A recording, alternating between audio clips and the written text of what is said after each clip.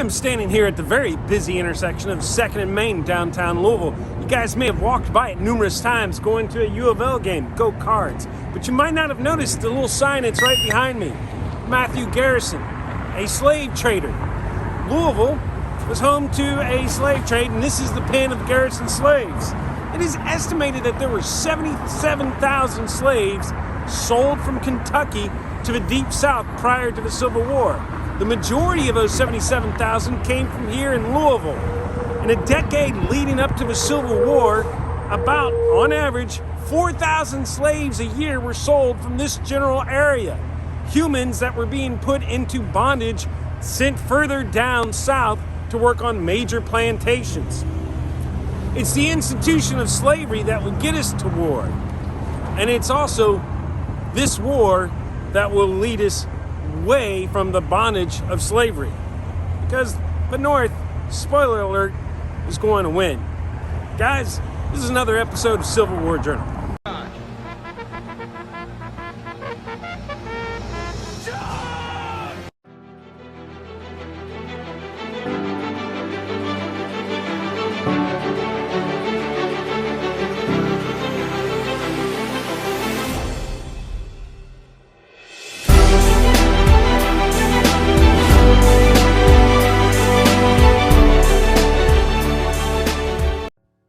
Although founded in 1778, Louisville was slow to grow.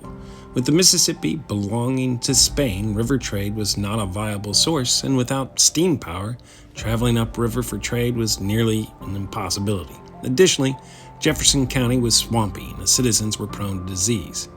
In 1790, though, there were 903 slaves compared to 5 free blacks. During this time, Kentucky had only about 20% of all white families who owned slaves, which was drastically lower than a state such as Maryland, which had 40%. The average cost to own a male slave at this time in Louisville was $400. But as America took ownership of the Mississippi River and steam-powered boats allowed for trade all along from Pittsburgh to New Orleans, Louisville became a major river city due to the falls of the Ohio. To assist in Louisville's growth, someone had to do the hard labor to cultivate the land. Wealthy white residents went to slaves to assist in creating the city. By 1820, nearly 30% of the entire population of Jefferson County were slaves. There were over 4,800 slaves in the county, with only 29 free blacks. Although 41 families owned 30% of all the slaves in the county, some of those families are familiar to us now. Bullitt, Breckenridge, Brown, Churchill, Height, Oldham, Ormsby, Prather. A large percentage of slaves in the county were temporarily held by slave traders to be sold to plantations deeper in the South. Louisville also rented slaves to low-income whites who needed the extra labor. The cost to purchase a male slave in the prime in the city at this point increased to $550. By the time of the election of 1860, there was 5,401 slaves here in Jefferson County alone. For free black men and women, there were only 90 free. The taxes that were generated from the revenue of selling slaves were nearly 20% of a city's budget income. So although the sign on the other side says that slave traders were not really looked upon favorably, in all honesty, city founders and leaders very much appreciated it because of the amount of income that was generated by the institution. The first African slaves came to America in 1619.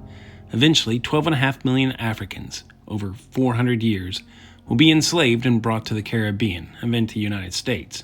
Packed tightly onto a ship that made a 5,000-mile journey, it would kill about 25% of all African slaves during what was known as the Middle Passage. In 1808, the U.S. prohibited international slave trade.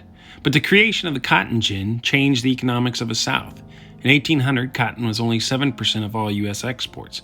But by 1860, cotton had rose to nearly 60% of all U.S. exports. Cotton will be known as King Cotton. To match the economic demands, slave reproduction in the United States became a booming business.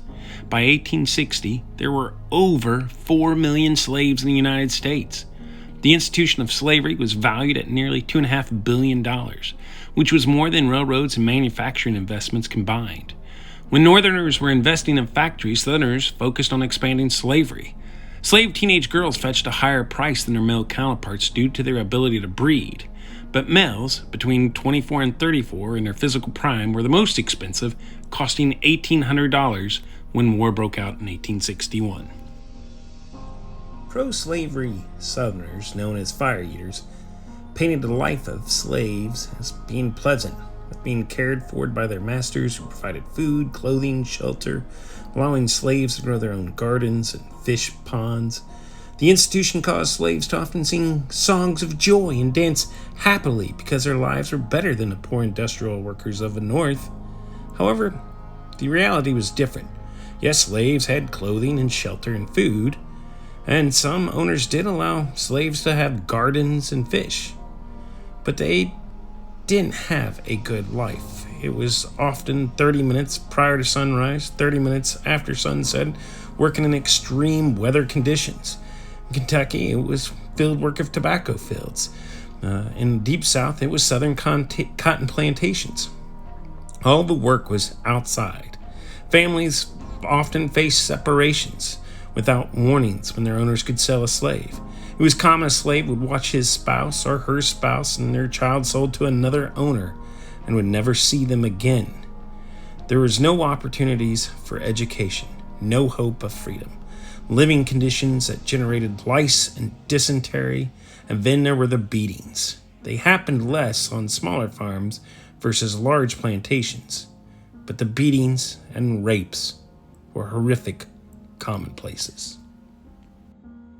If slavery is a vile, unholy, reprehensive, disgusting institution, how is it that so many Americans that proclaim to be of the Christian faith were so supportive of the institution of slavery? Church and political leaders quoted scripture from Colossians, Ephesians, 1 Peter, in which slaves were to obey their earthly masters. It was also noted that Christ never condemned slavery. Therefore, white Christians found far-fetched loopholes to accept the institution of slavery with their faith. Ironically, most slave owners refused to allow their slaves to attend church as they did not want their slaves to find hope. There were exceptions. Stonewall Jackson would teach Sunday school to slaves in his hometown prior to being the South's greatest generals, but most slaves studied Christianity on their own in secret. The faith taught, "Blessed are the weak and meek, for they will inherit the earth." Abolitionists in the North were adamant about ending slavery. They found a greater audience of support in 1852 when Harriet Beecher Stowe published Uncle Tom's Cabin. It sold an unheard of 1.5 million copies in a year. The Queen of England reportedly even wept while reading the book. Abolitionists demand the South to end the practice, but at the same time offered no solution to cover the financial cost of freeing 4 million people worth nearly $3 billion. This would be around $87 billion in 2020 value.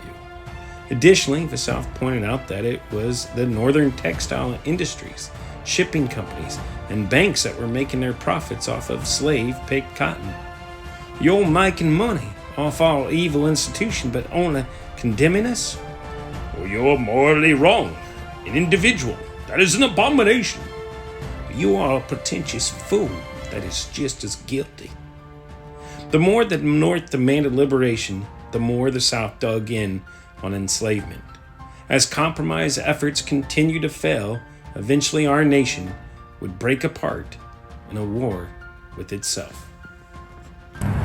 Black slaves were a major pillar in building our great community, but their accomplishments are not a credit to them. Instead, it goes to those that own them.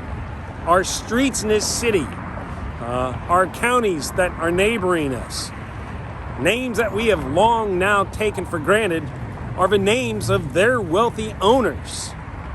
There were whites that noticed the horrors of slavery and sought out emancipation, but most did not, simply because Kentucky was a society at the time, that, especially Jefferson County, that was part of a slave society. Throughout the Civil War, Kentucky, which will remain in the Union, will continue to have slaves in Louisville. However, by December of 1865, with the passing of the 13th Amendment, slavery comes to an end in America. But that's not the end of the story. The long-term results of these actions will place Black Americans in segregated neighborhoods and communities. You might have heard of the West Street Divide, past 9th Street. And the American government will keep Black communities segregated using what is called redlines. These redlines will last until the practice came to an end in 1968. But Louisville still has scars from that. Our city, which again had its foundations built by slaves, still has visible scars from these redlines, as our city is the 4th most segregated city in the entire United States. It's a hard story to understand, but one we need to know. Guys, as always, remain awesome, be nice, stay safe.